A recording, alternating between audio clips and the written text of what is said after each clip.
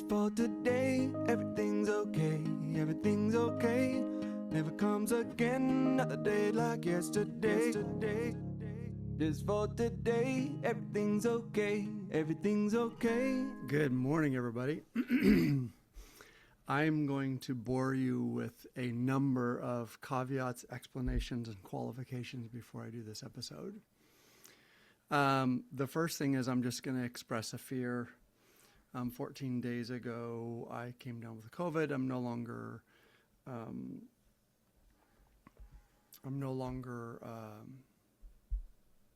positive. But since the very first round, which was a doozy, and then it's become so mild that I think sometimes people get it, they don't even notice. I know the second time I got it, it was barely a cold. This has been a doozy, and I got to tell you, I'm a little bit worried. My oldest sister died, I think, around the age of 55, 56, because she got a virus in her heart that interrupted the potassium signals. And she died of a heart attack in her sleep.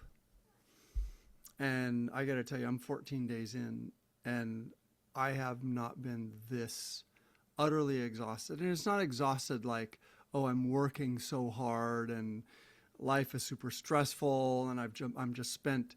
It's exhausted. Like, it feels like my cells are only operating at like 30%. You can even hear my voice is a little soft and feathery. It's just because I don't have the energy to generate. The simplest things like, I mountain bike, I exercise, blah, blah, blah. I'm somewhat exceptional for my age. I'm 59, pushing 60. I don't look like it. I don't function like it. I tend to always seem like I'm a decade behind my actual age.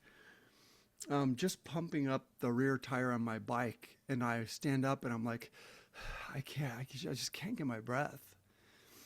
And then riding in, I'm not pushing. I have an e-bike. It's just a little exercise.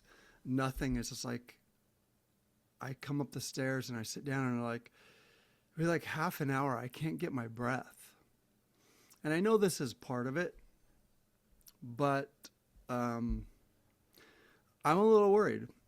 I think I need to go in and get a general checkup. But the thing is, and this is going to dovetail with my subject today, I don't trust the medical community. I don't mean that they're intentionally lying. I mean, they have been so captured for so long by bullshit and by the pharmaceutical industry. They have become so linear and mechanical in their understanding of the body and how to correct problems, and like they barely treat symptoms. If they can make the symptom go away, they're like, okay, problem solved. And generally when I get labs, my labs come back about the same. I'm pre-diabetic. Unhealthy cholesterol's maybe a little high, but generally I'm just in good shape. My T levels are not super high, but they're not low either. And they got nothing to say, right? So if I suddenly stop making episodes, if it goes 6 months and you don't get an episode, then please check in. I am legitimately, I'm a little worried given what happened with my sister. Okay, so this does dovetail with my current intention for this episode. And I want to tell you also, I'm not inspired to do it. So this is very different for me, because usually I come in and I have things I want to say, almost need to say. I feel inspired. And today I'm just doing it because I like doing it and it's my job to do it. It's my job to say what I see. Okay. But I have to give you this big caveat. In fact, I'm going to write this down on a piece of paper, right? If I can find one. I am not a medical doctor. I don't have a doctorate. I'm not a researcher.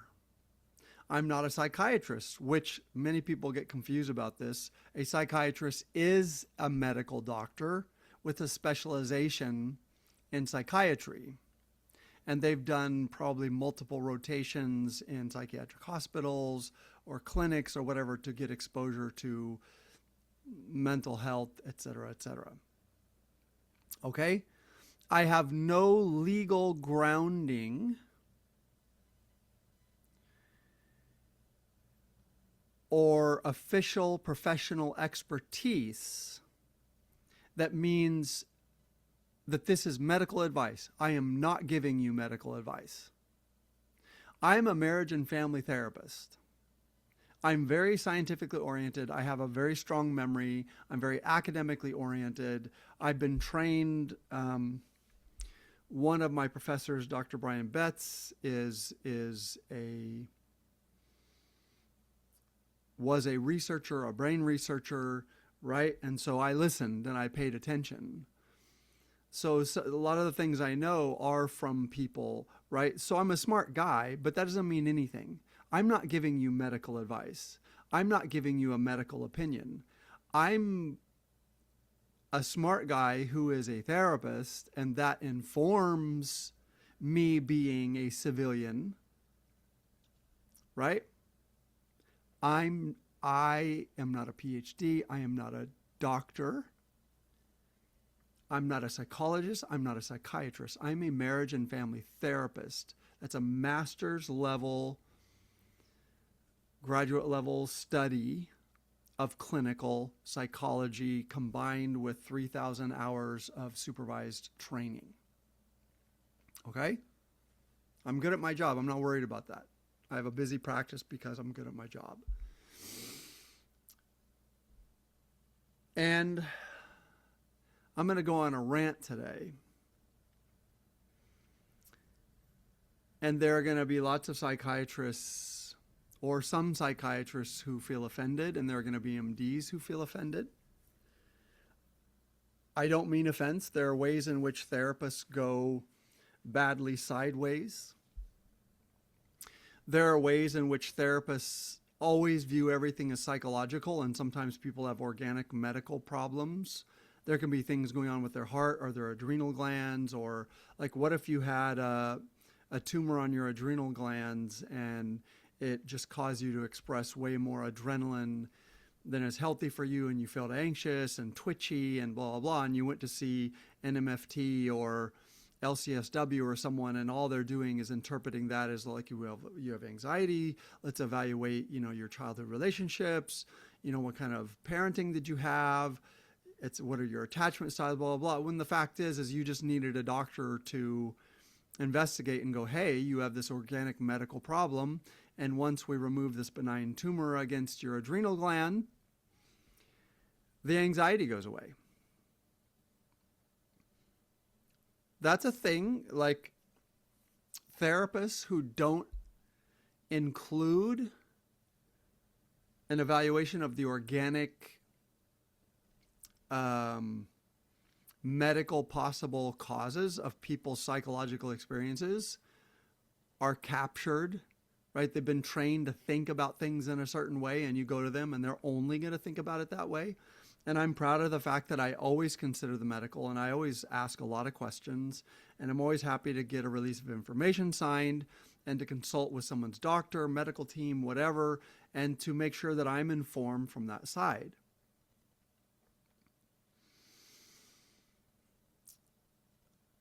But let's come to my unofficial, non-medical opinion about the medical community, including psychiatry, including even some MFTs, because this has been the pharmaceutical industry has literally brainwashed the American public to such a juvenile, infantile, stupid belief about what the brain is and how it works and what emotions are and what psychological experiences are. It is so infantile and stupid that any average jackass like me, who is not a psychiatrist, is not an MD, knows that the fucking king has no clothes. And that is the idea that there's such a thing as a fucking chemical imbalance, that the problem is you were born with a chemical imbalance in your brain, and if we just introduce the chemical that's missing, problem solved. It is the dumbest thing. Look, I don't know everything in modern science, but to my knowledge, it is the dumbest, most infantile, jackass opinion I have ever heard in fucking modern science. And the fact that there are psychiatrists, MDs, or anybody who believes that stupid shit blows my fucking mind.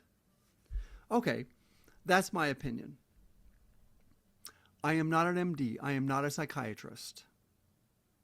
I am not a brain researcher. And let me tell you just how, with common sense, sometimes you can tell that the medical community is just full of shit. Not all of them. There are lots of people who understand, right?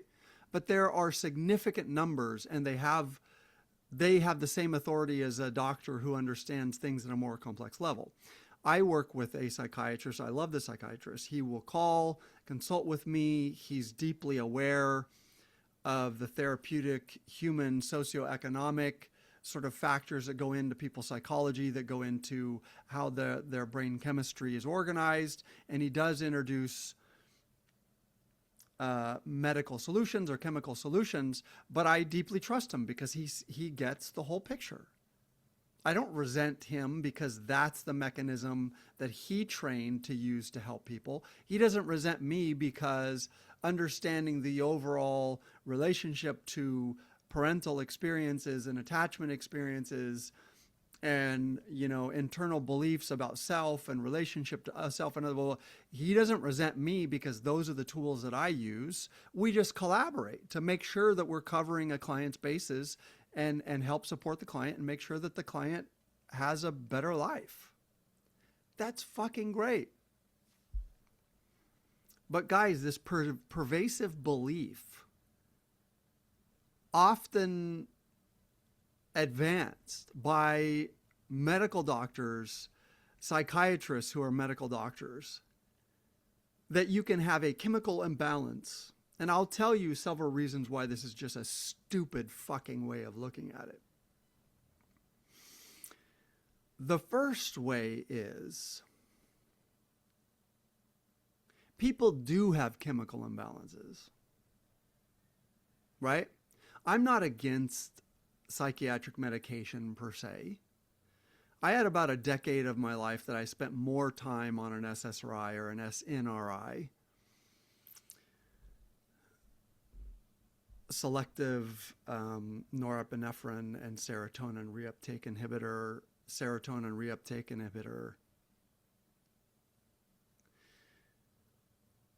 And maybe it helped. I mean, there were times that I was significantly suicidal. There was a time that I went to therapy and I told my therapist, I think maybe I need to go back on antidepressants. And she was like, I've been thinking the same thing for a while. But also, they didn't really help that much, but maybe they did stabilize things. Okay, but that's a one-off anecdotal thing, right? So I'm not against psychiatric medication, especially for people who just come in and go, I struggled with depression forever, and I finally got on this one SSRI, and I just feel level, and God bless. God bless. I'm not arguing against you. But let's come back to the point about how stupid this idea of, you're just born with a chemical imbalance. I'll tell you why. When I was depressed, if you could do a complex brain scan, you certainly would have found probably low serotonin and dopamine levels. Those are pretty obvious interactors. And definitely correlate with depression. Also, having low activity in the left prefrontal cortex correlates with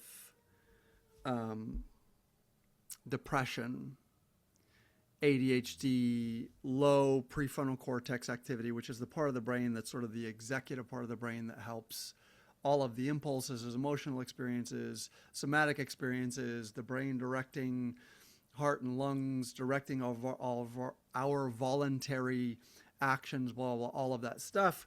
It is essential to that. So when it goes offline, people have impulse control. They have impulse control problems. They have attention problems, etc. Right? There are these structural correlates. You guys can tell I still have brain fog because my mouth is mushy. This is why this is stupid, right? The fact that you can go to an MD or a psychiatrist and go, yeah, I've been really struggling. I feel kind of depressed. I have difficulty focusing, blah, blah. I mean, I went to MDs before I got over the shame and went to a therapist and said, yeah, I feel pretty depressed and anxious, blah, blah, blah, and have had MDs just go, here's a prescription for an SSRI. It's a fucking crime that MDs are not trained to ask a couple psychological questions, because there's an elevated risk of suicide when you introduce an SSRI. The fact that an MD can just go, well, okay, you're reporting some depression, here's an SSRI. Man, go fuck yourself. The arrogance in that, or just the pure ignorance, should be criminal. I respect your field. I respect this incredibly complex system with all of these organic causes. I respect the fact that my skill set isn't the end all be all, that people need to see their doctor, blah, blah, blah. If you fucking think that someone can walk in and tell you that they're depressed and you should write a prescription for an antidepressant, you're a fucking asshole. Or you're arrogant beyond belief. You have no idea the social identity, attachment, the complexity. Okay. This is going to be a hard one for me because I get really fucking pissed. And I know there are lots of MDs that are aware of that. And there are lots of MDs that'll write that script because they're just not sure. Or there are lots of MDs that are, they've just been trained to do that. Or there are lots of MDs. So I don't mean to just be an asshole and insult everyone. Like, it really pisses me off. This is a massive, major weakness of the medical community. This linear, mechanical relationship to experiences that humans have.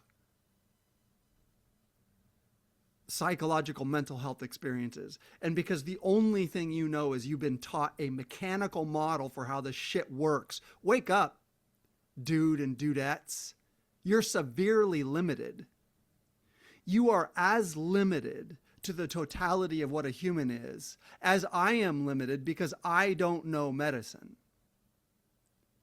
The difference is I have the humility to understand my limitations. And you think someone can walk in with a psychological, emotional experience and go, oh, let me write you a script for an SSRI. Refer them to a therapist. I think a lot of this has changed, right? When I had those experiences, it was like 30 years ago. So forgive me if this has significantly changed. I know there's tons of education going on in the medical community, and there's much more integration, et cetera, et cetera. But there's still glaring, raging disconnects. So let me come back to what I was saying about the evidence for this. Why you don't need to be an MD to understand that this is a stupid perspective. And I'll tell you why. Okay, psychiatrists, MDs, whoever believes this stupid shit, that all there is to consider is whether there's a chemical imbalance. Here's the evidence that's irrefutable, that there's literally not anyone in the world. Number one, while I was ranting and insulting people, there are going to be multiple MDs, psychiatrists, and just people who got a little hit of adrenaline, get a little pissed, felt defensive. Do you know what that is? That's an alteration of your chemical makeup inside. You know what I did by insulting you? I altered your chemical balance in your brain. I did that just by talking to you through a fucking camera. What do you think happens when you take a child who knows nothing, whose physiological, neurological system and central nervous system and entire system is incredibly vulnerable because it is wide open to life, just soaking everything in as truth, truth about me, just truth about how it works, truth. In fact, the human brain goes through 2 different neural pruning processes between 0 and 3. When the brain reinforces the pathways that have been used and kills off the neural connections that have not been used so that the brain reorganizes itself more efficiently around the experiences it has had. Okay. So give me a child. Let's say I'm a sociopath and this is a bright, happy child, clearly has reasonable correlates of serotonin, dopamine, good balance, is full of curiosity, healthy boundaries, healthy attachment, all of this shit. If I was a sociopath, you give me that child 1 hour a week, and if nobody catches me, I can destroy that child's brain chemistry.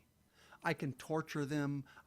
In fact, without ever laying a hand on them, I could play with them, create attachment, gain trust, and then slowly start insulting them, start interrupting everything that they do over and over and over, and yanking stuff out of their hands. What are you doing? Why are you doing that?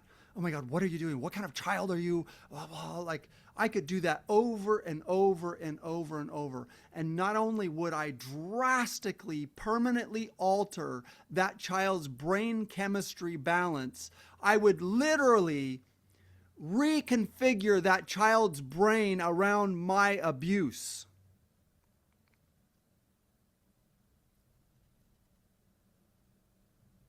And you want to go, oh, I'll just reintroduce the chemicals that got fucked up. That's what you want to do, genius? Now, it might help a little bit. It's like putting a cast on a broken leg. It helps, but the broken leg still needs to heal.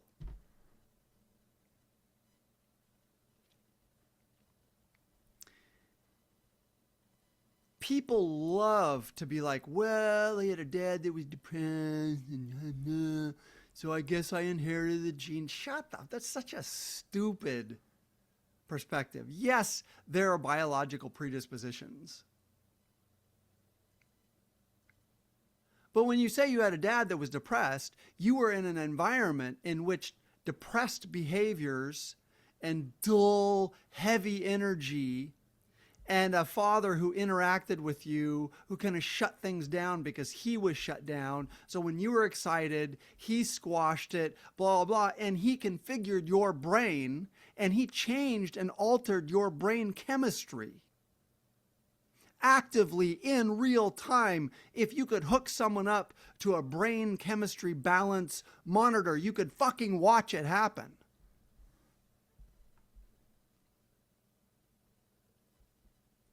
And then you get these jackasses who want to back into these stupid platitudes like, oh, sure, blame the parents. Shut up, man. You're an idiot. I don't care about blaming the parents. I don't have an opinion about those parents. I just know that scientifically that is a super obvious high impact cause of an unbalanced brain chemistry. And the fact that the pharmaceutical industry makes billions, hundreds of billions of dollars off of convincing everyone that it's just a chemical imbalance and all you need to do is introduce this chemical is a fucking crime. It's a crime.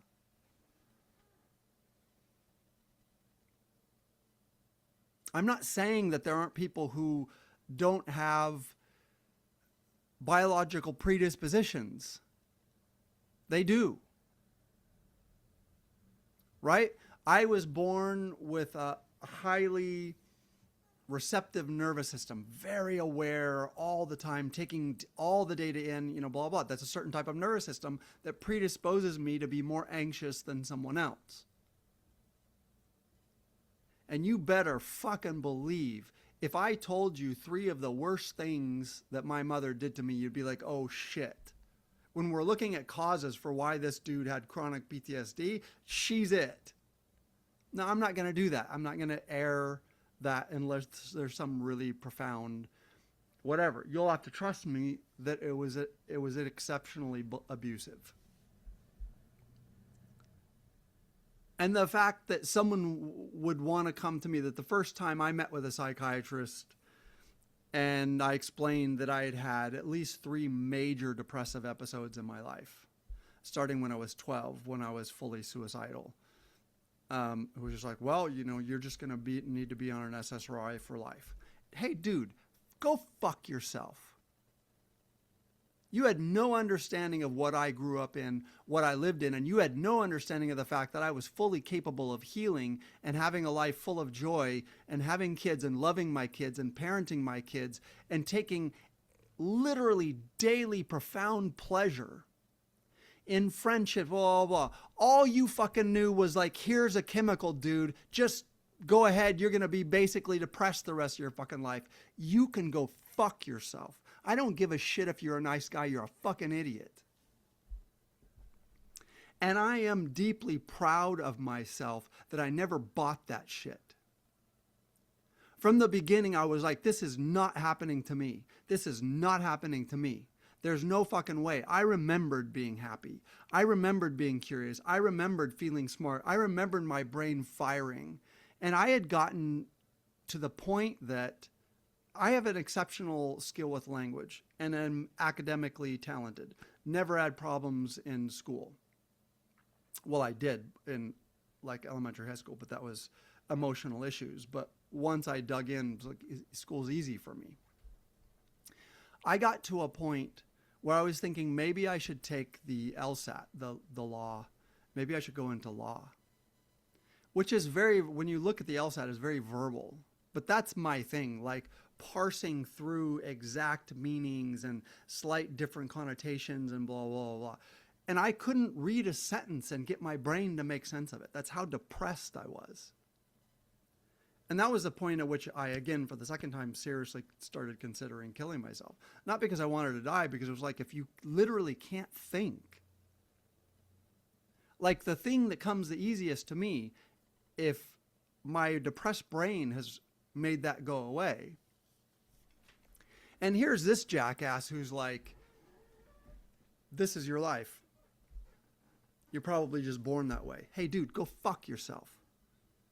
I wasn't just born that way. And I'm proud of myself, and I thank God that I never, ever, ever, ever, ever lost the instinct that something horrible was done to me and that it could be undone. That the pharmaceutical industry has convinced the American population that there's such a thing as just having a chemical imbalance is a goddamn act of evil. You evil, shitty ass motherfuckers, like you don't have enough money.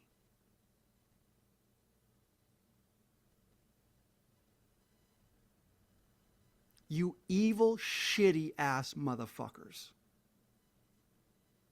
I'll be frank with you, I can't stand your stupid asses. And I'm very proud of the fact that I never bought your bullshit. And if there's one thing, let me tell you, my mother near destroyed my life. But if there's one thing, it's really good when someone really, really hurts you, in order to not get completely weighed down in resentment and anger and blame, it's actually really, really healthy to find something that they did. Let me tell you one thing that my mother did that I will be forever thankful for. She never bought that bullshit. She was not someone who turned to the medical community she had this instinct to have a more organic, holistic sort of relationship to the thing. Now, the fact that she was intentionally destroying my mental health in order to stop me from talking about what she had done to me is fucking evil. But I also know that my ability to see what had happened to me and to heal from what had happened to me is partially because both of my parents, neither one of them had a linear mechanical understanding. They both had a more complex understanding of causes. They were just lying when they were the cause. They would lie out their asses when they were the cause. Totally narcissistic, would not accept any responsibility whatsoever for causing these severe outcomes for my oldest sister and for myself, and for, to a certain extent, a little bit my other brothers and sisters. But I deeply appreciate that they set me up to profoundly distrust the arrogance of the medical community, the psychiatric community, and which in the end, these are not horrible communities. They intend to serve, but they're totally captured by the pharmaceutical industry. Right? So to reiterate the major point, you need to understand that I'm not just talking about some psychopathic idea and going, well, you could destroy a child's mental health by being shitty. I'm not just saying that to say something gross and weird and shock you. I'm saying that you have to understand that your brain chemistry can be entirely altered. And in fact, how your brain is wired can be entirely altered by consistent shitty ass experiences. And your brain will adapt to that as a baseline. And there are people whose brains have adapted to this shut down, depressed state because that feels safer to the brain. I was fully paralyzed and collapsed into severe depression over and over and over because I had PTSD that was so severe that I couldn't function. And I could hope and hope and hope and hope and push and try and hope and push for years and decades, but I would have these massive collapses that weren't about brain chemistry. A, my nervous system was entirely burning itself out and blowing fuses and then collapsing. But B, also I would lose hope because I was in a Sisyphusian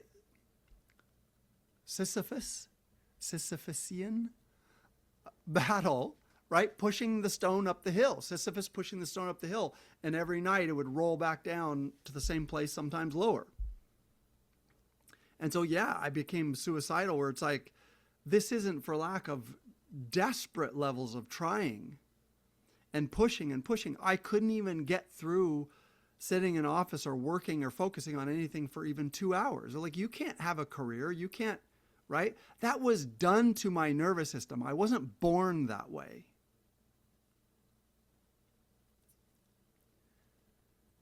But the pharmaceutical industry has leveraged the American desire for everything to be simple, clear, and to be buyable.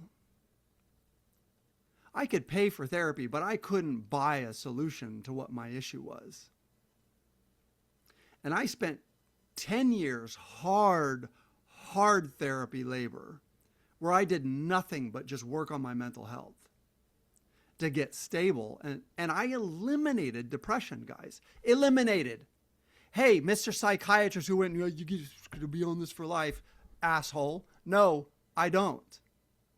And I eliminated clinical depression. That doesn't mean that I'm never sad. That doesn't mean that I never have a day where I feel depressed. But that organic thing that would take me down where I could barely even read a sentence and make sense of it.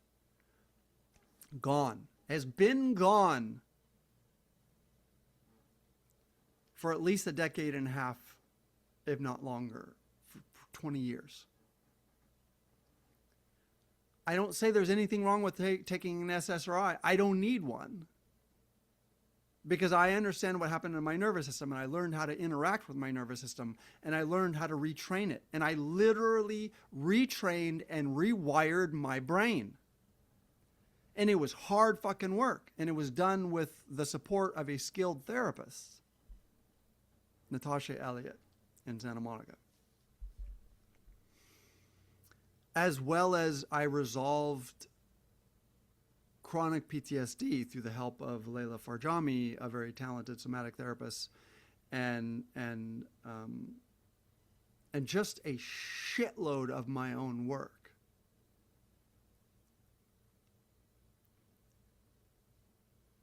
But your brain gets wired and your chemistry balance gets set by the most intense experiences you have the most consistently across your childhood. And at this point, science knows this. And yet we still have this drag of people captured by the pharmaceutical industry that's nothing more than a mechanical solution that knows how complex this is, and they know that this shit works way less than they say it does, and they don't give a fuck as long as they make their billions of dollars. I don't give a shit what anybody says. These people are fucking evil. That doesn't mean that you shouldn't take your SSRI. That doesn't mean that you don't need it. Okay. Again, guys, I am not a medical doctor. I am not a psychiatrist. I am not speaking as a medical professional. I am not giving you medical or psychiatric advice. I am speaking as a person who's not a fucking moron, who can see what is ragingly, blindingly obvious right in front of me, that the pharmaceutical industry has gamed the medical community and slowly trained them to believe that everything is some mechanical, fucking one-off chemical solution to complex human problems. And there are many MDs who understand this, and there are many psychiatrists who understand this, and this has been changing, but it's not changing fast enough for me. And since on my podcast, I'm the fucking king emperor of reality, I get to be pissed and say what I want to say.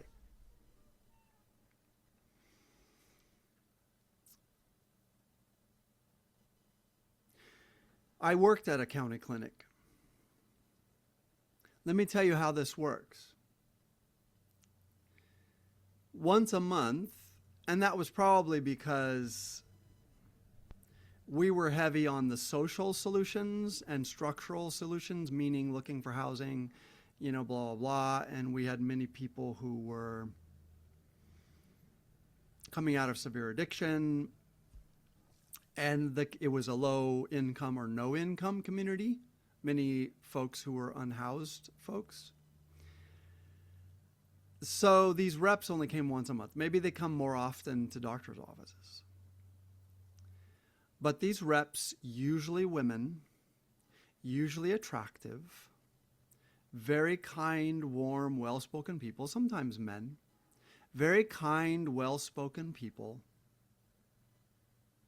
would comp lunch for everyone in the entire clinic. It's free lunch. They're coming at this time between 12 and 1:30 or 1 and 2, whatever. And you can go hang out in the common room, the therapist, the doctor, the nurse's room, whatever. And these people will just sit down and serve you a meal.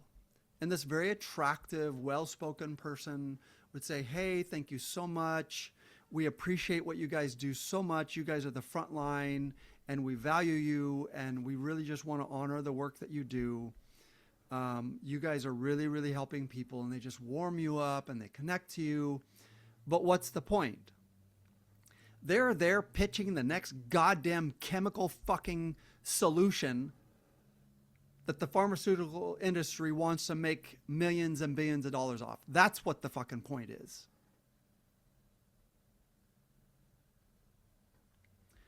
And so they're going to talk to you. They're going to pass out a pamphlet. Look at this data. We did this and that. It lowered depressive symptoms by this much, et cetera, et cetera. The data is solid on this, blah, blah, blah, blah. I mean, one of the classes I appreciate the most was research and statistics. We had a really good instructor who spent a lot of time on the multiple of ways that data and charts and graphs are used to lie. Unless you're an expert in reading scientific studies, you just need to assume that every chart and graph that you look at in the news or blah, blah, is entirely fucking gamed. It's gamed, man. It's entirely gamed. And the gaming of it is so easy. And if you don't have a foundational understanding of how it works, you have no idea, right? I'll give you an example. I saw this, a woman explain this on social media, and it was really good. Relative risk versus absolute risk, right? Let's say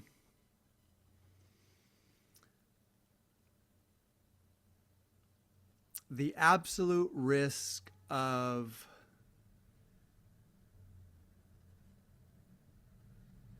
going off of an SSRI is 0.005, which is nothing. It's minuscule, it's meaningless.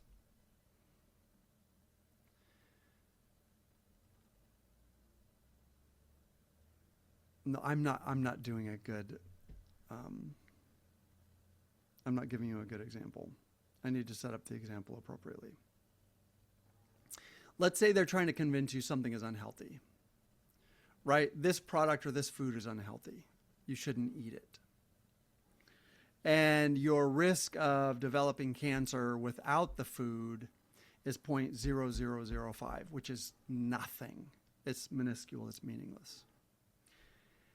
And then when you introduce that specific food, it becomes, instead of 0.0005, it's 0.001, which is nothing. It's meaningless.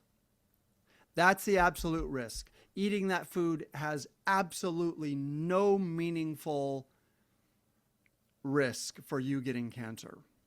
But if someone wanted to scare you off of that food, all they'd have to do is say, because 0.0005 versus 0.001 actually doubles, right? You just doubled that number. They could say, introducing this food doubles your risk of cancer. They're lying. That tiny, meaningless, minuscule number doubled, but the double of it and the triple of it and the 10 times of it is still completely meaningless for whether you would actually get cancer. There's absolutely almost no significant risk of you getting cancer, either eating it or not eating it. But because they didn't want you to buy it, they'll come lie to you and give you the relative risk of, oh, not eating it is a completely meaningless number so low that you're not going to get cancer. And eating it is a completely meaningless number that's so low you're not going to get cancer. But relative to the first number, it doubles. Well, you don't know that you could 10 times the number and it's still meaningless. You're not going to get cancer. No, they're just scaring you away from eating that because they're like, it doubles your risk of cancer. Okay, there's one example. They're lying. They know, researchers know, the people who publish that data know that that's bullshit, but you don't know. You don't know.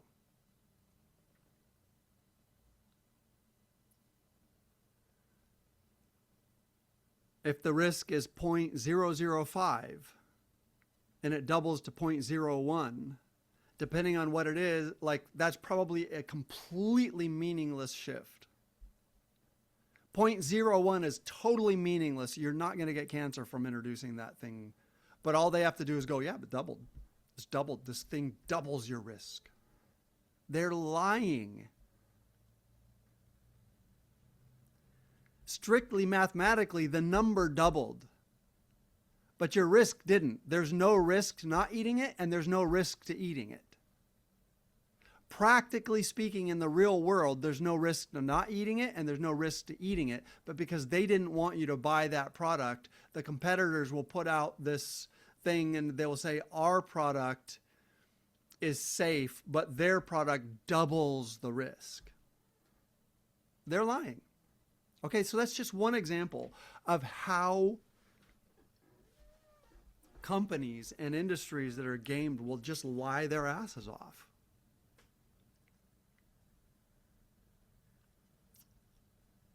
So these good-looking people will come in and, hand you these terms. It doesn't mean shit.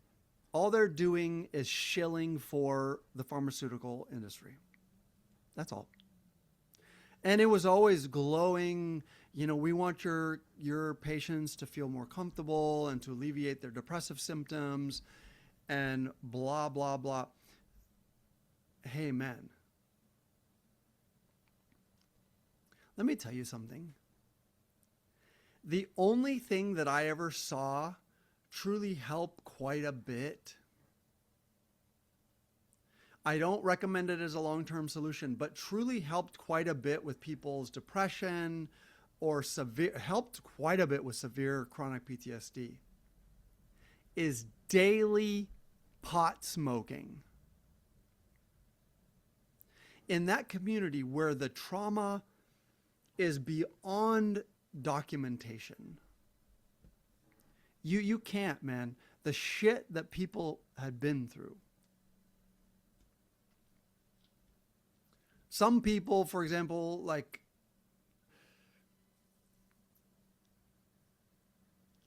I try not to tell anyone's specific story, but you could have someone who, for example, had been in and out of prison since they were 16 and then finally comes out at like 56. Entire life, mostly incarcerated. Can't read, no marketable skills, can fix food and iron their clothing because they worked in, like, once they sort of leveled out in prison, they worked in the commissary or they worked in the kitchen or like whatever, and they just repetitively did this thing day after day. So maybe they got really super good at ironing clothes. That's it. Yeah, pharmaceutical company, you're going to solve their problems by introducing a chemical to balance the Shut up. You're an evil piece of shit. Either that or you're the dumbest human on the face of the planet. And I don't believe that you are. I don't think you are. I think you just lie to make billions and trillions. I'm telling you to your face, you're a liar. You are liars.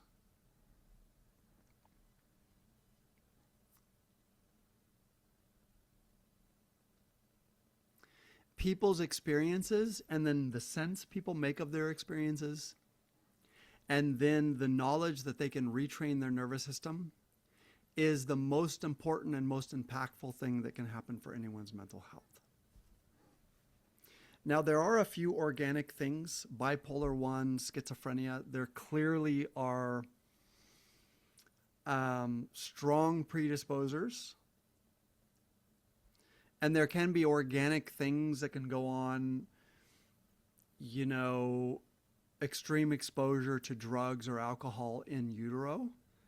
Oh man, is it going to configure someone's brain? And you could view that as organic. You go, well, it's definitely an experience, but it's an experience that's so powerfully mechanical at such a vulnerable age while they're literally not just reconfiguring their brain, but they're building it in that environment. And it is being built, adapted to the environment of alcohol or whatever. You could say, okay, maybe that's organic. But 99% of it is just experiences, the sense people make of their experiences, and the knowledge or the lack of knowledge that they can rewire their central nervous systems to have different kinds of experiences.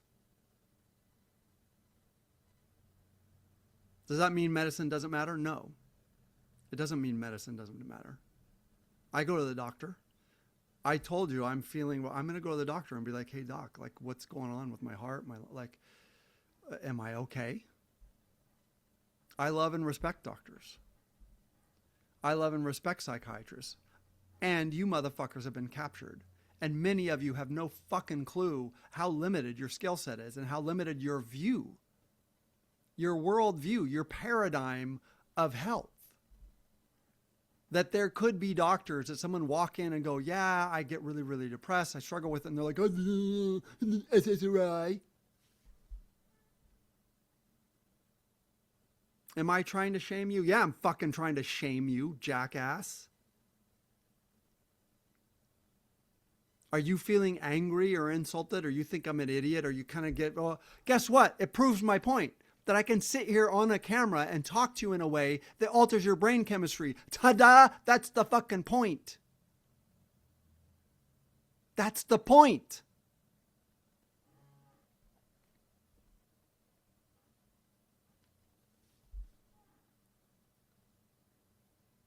You can alter people's central nervous system and their brain baseline, and you can rewrite the wiring of their brain. And when it's done in childhood, as far as we know, there are some parts of it that remain permanent. The HPA axis, the hypothalamic pituitary adrenal axis.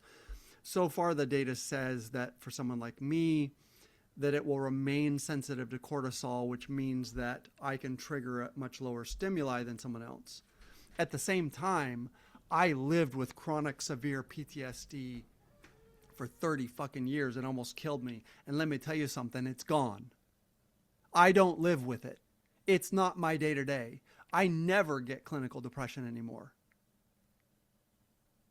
So even with the predisposition of my severe childhood experiences, adverse childhood experiences, my ACEs, you can rewire your nervous system and you can live in a different reality. I did it. So I'm not interested in hearing an argument. I did it. And I do it with my clients all the time for over a decade now. So anybody who thinks it's just this mechanical thing, you can shut the fuck up because you don't know what you're talking about. And you're hurting people with that stupid ass belief that was fed to you by the pharmaceutical community. It was fed to you by a medical community that has been captured by some mechanical, dumbass, simplified, infantile understanding of the human condition because it's too complicated and it takes too much time to think about it. Well, thank you. That's what therapists are for. I appreciate your appreciation for my industry.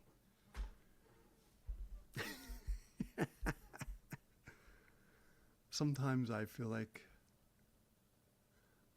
Bill Burr.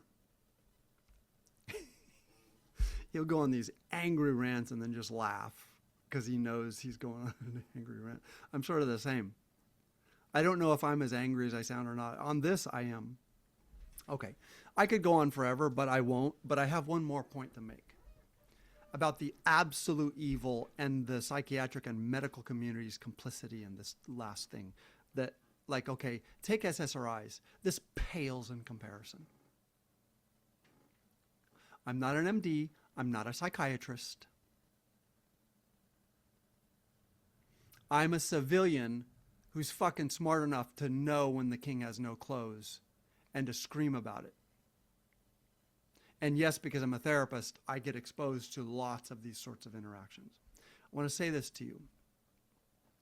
In the next 50 years,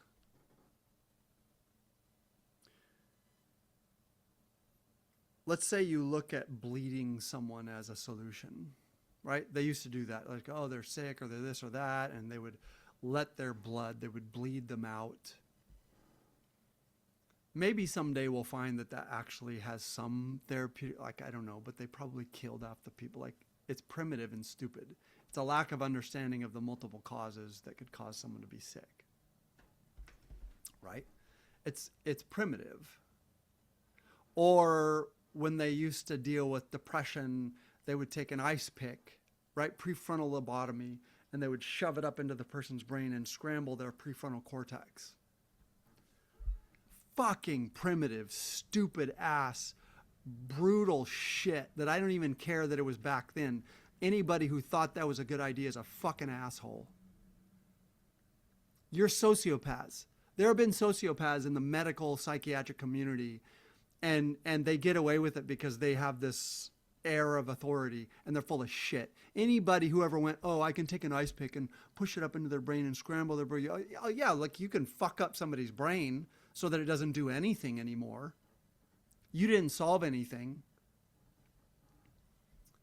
Somebody who has restless leg syndrome, I could chop their fucking legs off. Problem solved. Okay, as primitive as that is, we're going to look back on the fact that the medical psychiatric community ever thought it was okay to prescribe speed to children with multiple caused complex problems with being very active in a way that bothers society or having difficulty focusing. What's called ADHD or ADD. There are multiple causes. I had it so severely I couldn't fucking read a book when I was in high school. And yet, once I solved my trauma, I graduated with a perfect 4.0 from my master's program in clinical psychology. How do you explain that? ADD, ADHD, 99% of the time is a result of a child having very fragmented experiences with a parent who's very fragmenting, overwhelming, traumatizing. It is a dysregulated, traumatized nervous system. It doesn't mean that ADHD doesn't exist. It doesn't mean that an eating disorder doesn't exist. But these are particular specific expressions of a dysregulated nervous system. They are not the cause. Addiction is not the cause of nervous system dysregulation. It is the expression of it. ADD and ADHD is not the cause of dysregulation. It is the expression of a dysregulated nervous system and a brain that cannot handle the intensity that's coming at it. You know what the medical community's and psychiatric solution is for this? Speed. Amphetamine. Every goddamn ADHD medication is amphetamine. All they do is rename it. That's why there's college kids chopping up Adderall and snorting it. They're just getting high on speed. You ever seen a meth head? You want your apartment cleaned? Invite them over, get them high on speed, they'll clean the fuck out of your apartment. You think you solved the problem for that person? The fact that they can focus while on speed and get shit done while they're on speed? Hey, I have another solution for you, jackass. People who are super anxious and have difficulty at parties, I could give them 2 martinis and they do way better. You think that's a good solution? Would anybody sign off on the solution of like, oh, my friend downs a couple martinis, takes a shot of vodka, and he does way better at parties? Problem solved. Hey, let's get an MD or a psychiatrist to sign off on it. Does that sound fucking insane? What's the difference? They prescribe speed for ADD and ADHD. Are people able to focus a little bit? Yeah, they're able to focus. So is a meth head. It's not a fucking solution. It's not a solution. They're just drugging you up to make the symptom go away. Okay.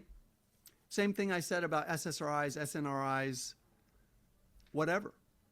If it works for you, don't listen to me. Individuals are different. People are different. Some things, I have seen clients go on an SSRI and go, man, it really helps me.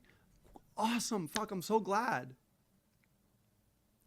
I'm not fighting back against the fact that a chemical might really help you as a specific individual. But you have to understand that the pharmaceutical community has entirely captured the medical and psychiatric community, and they're lying their fucking asses off about things they know don't work for a lot of fucking people, and they're lying about it, and they're training doctors to hand it out like fucking candy without any investigation of the complexity of why you experience what you experience and why your brain is wired the way it is and why your central nervous system and your internal chemistry system does what it does. They have no fucking clue. None. They don't care. They don't know. They're not going to ask. They're just going to hand you a chemical. That's the fucking problem. Not that you take an SSRI. Not that there's a psychiatrist who does a long workup, talks to you, finds out your history, says, hey, I really want you to go see a therapist, get support, blah, blah. I do think that you would do better with, taking half a Xanax before you get on flights until you deal with your fear of flying. God bless, no problem. That's their tools. They have a powerful understanding of how chemicals interact with people's experiences. But they are not trained to understand on how someone's brain got there. Some do. And some also respect the fact that the therapeutic community is trained on the complexity of how people, scientifically trained, especially if it's a deep trauma worker who works in EMDR,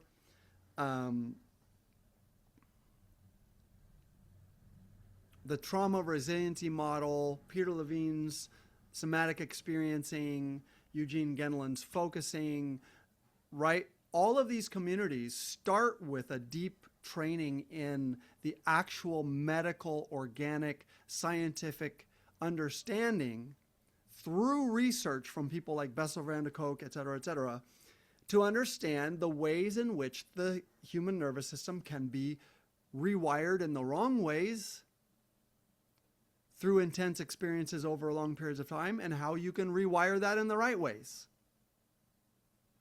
Okay? So there are MDs and there are psychiatrists who understand this. They're going to use that resource. But much of the medical community and psychiatric community has been captured by those evil motherfuckers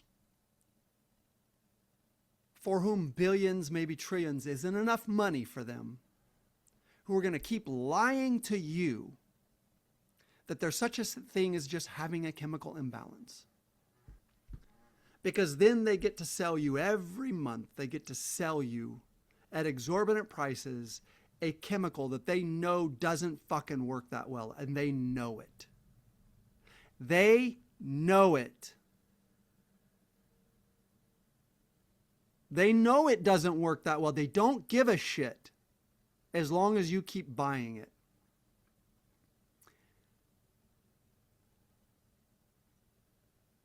Their solution to ADD, ADHD, I mean the model that has never been proven that ADHD is a problem of someone having dopamine levels that are too low, is just a fucking theory. It has never been proven. It is absolute stupid, the dumbest shit I have ever heard in my life.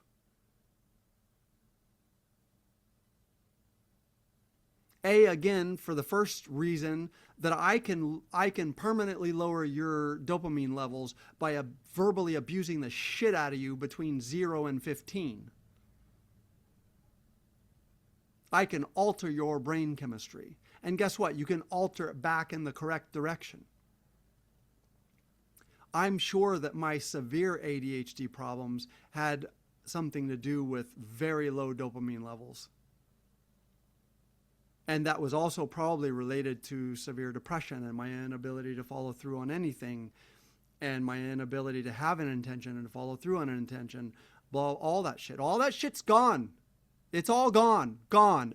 I fucking changed it, and therapy fucking changed it. Not a goddamn chemical.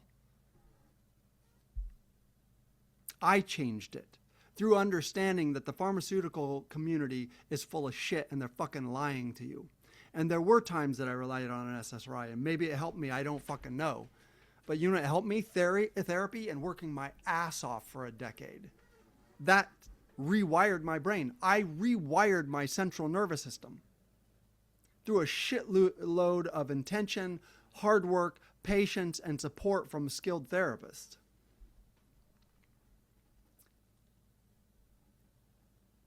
And you have kids as young as 7 being prescribed speed for their central nervous system problem.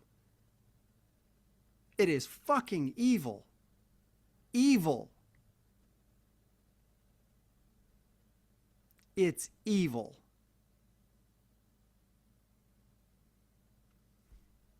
And it doesn't matter what they say. It's what they're prescribing. I remember when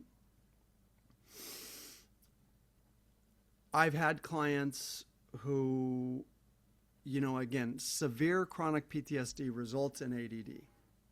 When your nervous system is hyper overcharged, you can't focus, you can't follow through, you can't think through things, and you end up very jumpy and twitchy and never being able to finish anything and read your mail or answer your bit, like what the fuck ever. You just can't, right? And I knew as a competent trauma therapist that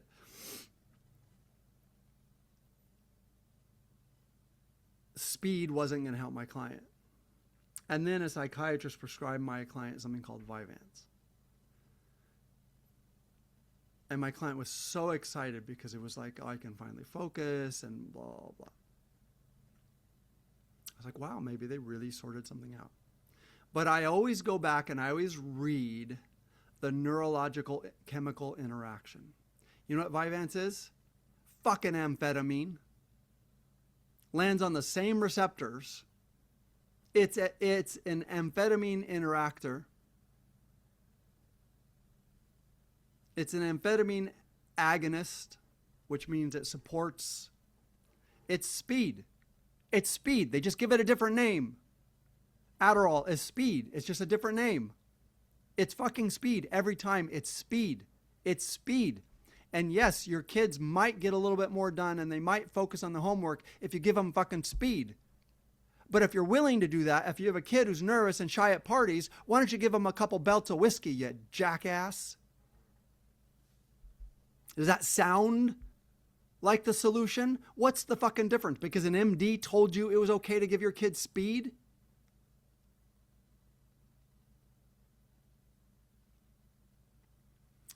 You have a dysregulated nervous system. And I was there. My nervous system was so dysregulated, I couldn't read a sentence in English. And I graduated with honors in English literature from Loyola Marymount. And I graduated with a perfect 4.0 from my clinical psychology program at Pepperdine University, which is not, it's not a lazy program. It's not a woo-woo program. It's challenging.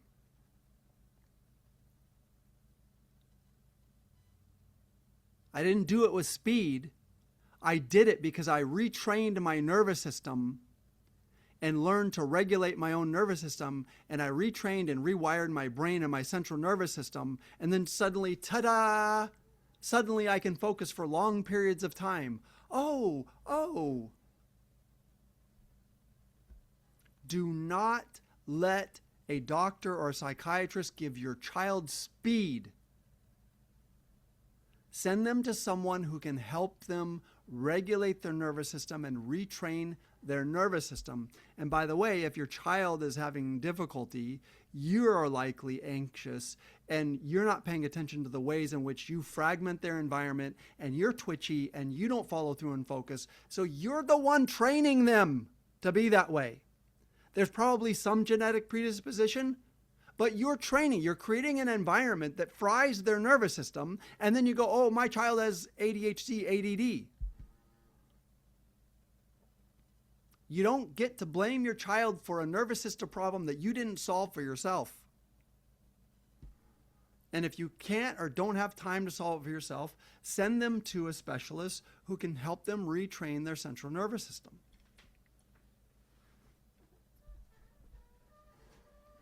It's a fucking crime. It's a crime that the medical community and the psychiatric community ever thought that it was okay to prescribe speed to children because it helps them focus.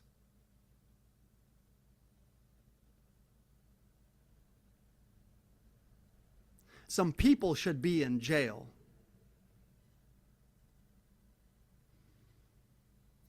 This is my opinion. I'm not a psychiatrist. I'm not an MD. I'm not a psychologist. But I am a fucking smart guy who's paying attention. And I don't need an MD to know that that is a fucking crime.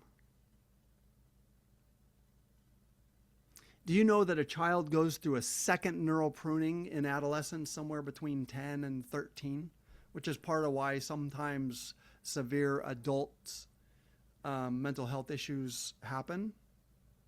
Again, neural pruning is when the brain goes, I've had all these experiences, some neuronal connections have been used repeatedly, some are not used at all or barely used. And to make the brain more efficient, it will go through and kill off or disconnect the connections that are not used, and it'll reinforce the connections that are used. If you started a child on speed at 8, rather than teaching them to regulate their nervous system, they're going to go through their second neural pruning, and their brain does not finish reorganizing itself and maturing until they're 26. And you are going to have them with their brain adapting and normalizing and building itself around speed. Because a doctor said so. Because the pharmaceutical community said, well, that's how we get rich. So we tell the doctors to do it, and we send pretty people to fucking convince them to do it.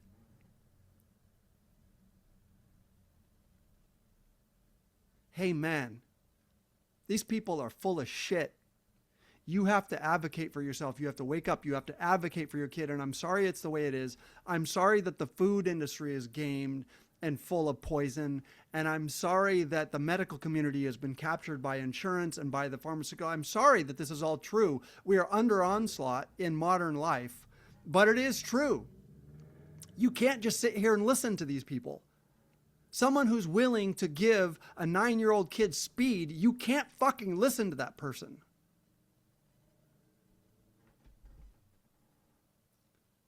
Someone who doesn't care, right? The psychiatrist, my psychiatrist who I started with was not a bad guy. He was a sweet guy. You could tell he was not the brightest fucking bulb. But he was smart enough to get through medical school and do his psychiatric hospital rotations. Okay, that guy who could take someone like me who had had very severe abusive experiences at the hands of his own caregivers between 0 and 10, and he not ask a single fucking question and go, oh, you've had 3 major depressive episodes, well, you're going to need to be on this for life, and would check in by phone once a year. You cannot listen to that fucking guy. You cannot trust or listen to that jackass. I'm sure he's a nice person. God bless, sir, but go fuck yourself. You're not smart enough to do the job that you're doing. All right, guys. I'm tired of yelling. I've said my piece. Love you guys. Talk to you next time. Bye. Just for today, everything's okay. Everything's okay.